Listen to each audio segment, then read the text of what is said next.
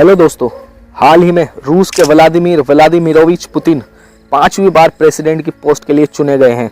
बहुत सी बातें सामने आ रही थी कि पुतिन कमज़ोर हो गए हैं, अब वो सत्ता में नहीं आ पाएंगे। पुतिन रूस और यूक्रेन युद्ध में भी फंसे हुए हैं, जिसको 2 साल से ज़्यादा हो गए हैं। इन सब के बावजूद लगभग 80% से ज़्यादा वोट पाकर पुतिन फिर से वहाँ के राष्ट्राध्यक्ष बन गए हैं। आखिर कैसे बने व्लादिमीर पुतिन 5वीं बार रशिया के राष्ट्रपति? वेस्टर्न कंट्रीज से रूस के रिलेशंस पर क्या असर होगा इस इलेक्शन का? क्या पुतिन ने नाराज और अपोजिशंस की ओर से उठने वाली आवाज़ों का दमन किया है?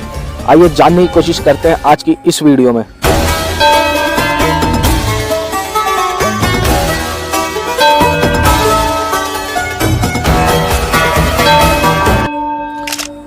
उन्नीस में सोवियत यूनियन से जब रूस इंडिपेंडेंट हो गया था, उसके बाद से अब तक की ये सबसे बड़ी जीत है, जब किसी को 80% से ज़्यादा वोट मिले हैं। इस टेन्योर के साथ पुतिन सोवियत यूनियन के फॉर्मर प्रेसिडेंट जोसेफ स्टालिन को भी पीछे छोड़ देंगे।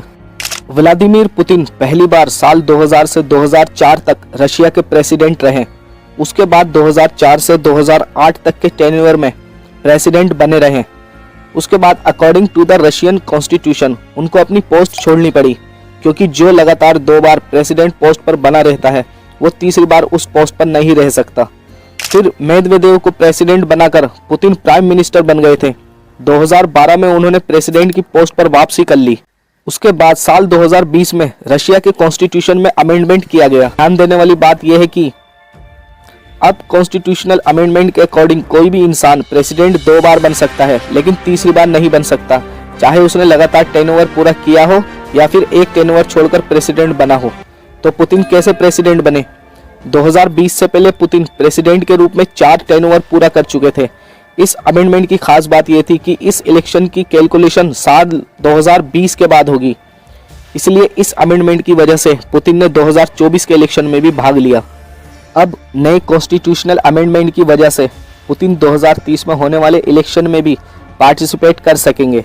इस इलेक्शन में पुतिन का वोट परसेंट भी बढ़ा है। साल 2020 में लगभग 54% वोट पाने वाले पुतिन को इस बार 80% से ज़्यादा वोट मिले हैं। इन सब के बावजूद आलोचकों का कहना है कि रूस का इलेक्शन भी चीन के इलेक्शन की तरह हो गया है। चीन में खुले तौर पर ऑटोक्रेसी है, वहाँ एक ही पार्टी का रूल है।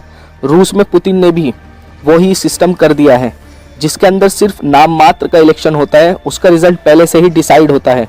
वेस्टर्न कंट्रीज का आरोप है कि रूस में इलेक्शन प्रोसेस को पब्लिकली दिखाने और ऑब्जर्वर्स को आने से रोका जाता है। प्रेस और पॉलिटिकल पार्टीज को रशिया में फ्रीडम नहीं है। इस इलेक्शंस का इम्पैक्ट ग्लोबल लेवल पर भी पड़ेगा। पिछले 2 सालों से रूस और यूक्रेन में वार हो रही है। अगर अभी हम देखें तो रूस और वेस्टर्न कंट्रीज के रिलेशंस कोल्ड वॉर के बाद अब तक के सबसे खराब लेवल पर हैं। लगभग सभी देशों से दुश्मनी जैसे हालात बने हुए हैं। अब पुतिन को सबसे अधिक वोट मिले, उनसे पुतिन को लगता है वो वेस्टर्न कंट्रीज के अगेंस्ट में है, इसलिए लोग उनको पसंद कर रहे हैं। इस तरह पुतिन खुद को एक मजबूत लीडर के रूप में देख रहे हैं। उनके फिर से चुने जाने पर जो वेस्टर्न कंट्रीज के साथ रिश्ते खराब हैं वो फिलहाल वैसे ही रहेंगे, या हो सकता है उनसे भी ज़्यादा खराब हो जाएं, क्योंकि पुतिन हमेशा न्यूक्लियर अटैक की बात करते रहते हैं। हाल ही में एक इंटरव्यू में भी उन्होंने ऐसा ही कहा।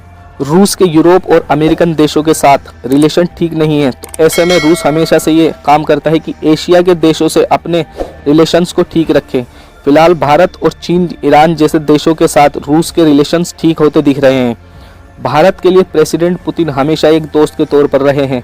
रूस हमेशा भारत का ग्लोबल प्लेटफॉर्म पर भी सपोर्ट करता रहा है, मगर इन सब के बावजूद कुछ बातें हैं जिनको नज़रअंदाज नहीं किया जा सकता। जैसे रशियन जर्नलिस्ट आंद्रे सोलतोव अपना देश छोड़कर लंदन में रह रहे हैं। उन्हें 2020 में रूस छोड़ने के लिए मजबूर कर दिया गया था। वे कहते हैं पुतिन जानते हैं कि देश में होने वाली हर तरह की पॉलिटिकल डिसीजन को कैसे दबाया जाए। प्रेसिडेंशियल इलेक्शन शुरू होने से ठीक 1 महीने पहले पुतिन के सबसे कट्टर विरोधी 47 साल के अलेक्सी नावल्नी की जेल में मौत हो जाती है। वे धोखाधड़ी, अदालत की अवमानना और चरमपंथ के आरोप में जेल में लंबी सजा काट रहे थे। उन पर लगाए गए आरोपों को पॉलिटिकली मोटिवेटेड बताया जा रहा था। पॉलिटिशियन से जर्नलिस्ट तक पुतिन को चुनौती देने वाले कई हाई प्रोफाइल लोगों की मौत हो चुकी है। प्राइवेट आर्मी वैगनर ग्रुप के नेता येवगेनी प्रिगोजिन की एक प्लेन क्रैश में मौत हो जाती है।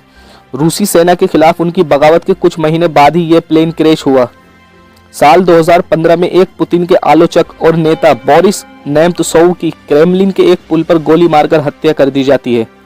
इससे पहले 2006 में चेचन्या में युद्ध की आलोचना वाली जर्नलिस्ट अन्ना पोलितकोवस्काया की भी मास्को में गोली मारकर हत्या कर दी जाती है। दोस्तों, कौन कितना सही है ये तो हम नहीं कह सकते, पर हमें हमेशा सच के साथ रहते हुए इंसानियत को नहीं भूलना चाहिए। आज की वीडियो में बस इतना ही। इसी तरीके की वीडियो देखने के लिए चैनल को लाइक, सब्सक्राइब और शेयर करें। बहुत बहुत धन्यवाद।